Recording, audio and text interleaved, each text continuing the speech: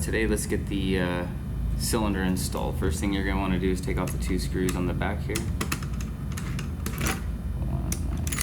2.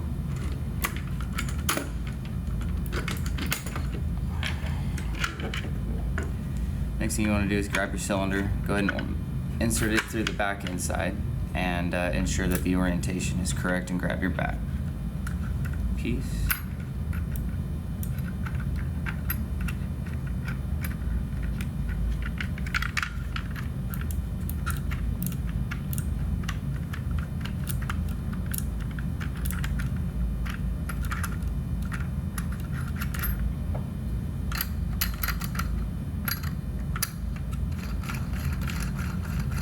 Make sure that it's nice and snug.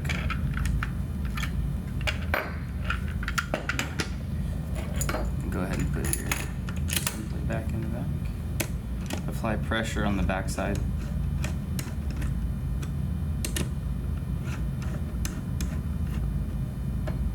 And then ensure functionality.